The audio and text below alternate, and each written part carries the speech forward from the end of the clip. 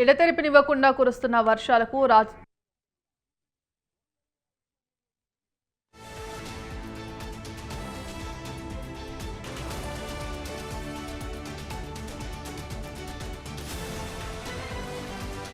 భర్తను భార్య చిత్త కొట్టిన ఘటన ఖమ్మం జిల్లా పెనుపల్లి మండలం విఎం బజార్ గ్రామంలోని జంగాల కాలనీలో చోటు చేసుకుంది.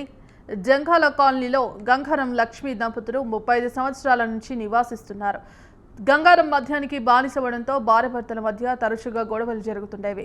2 రోజుల క్రితం మద్యం సేవించిన తనను భార్య లక్ష్మి నోట్లో గుడ్డలు కుక్కి చేతులు వెనుకకు విరిచి ఇనుప రాడ్డు కర్రలతో కొట్టినట్టు భర్త వాపోయారు.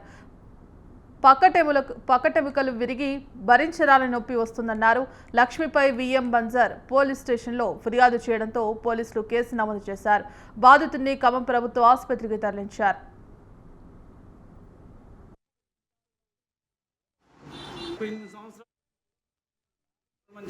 ఉంటే నేను సంవత్సరం తర్వాత వచ్చాను.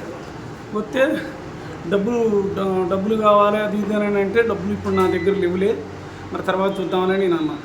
అంటే నోట్లో ఇక కొద్దిగా తీసుకున్న అబద్ధం ఎందుకు ఇంత తీసుకున్నా, నోట్లో గుడ్డలు పెట్టి కర్రలు తీసుకొని తుక్కు కొట్టింది సారు.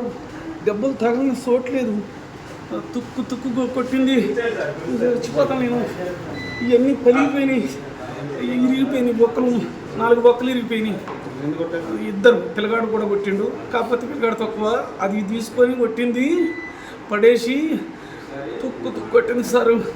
చచ్చిపోతా నేను. దండం పెడతా, మీరు ఏదన్నా ఒకటి చేయండి.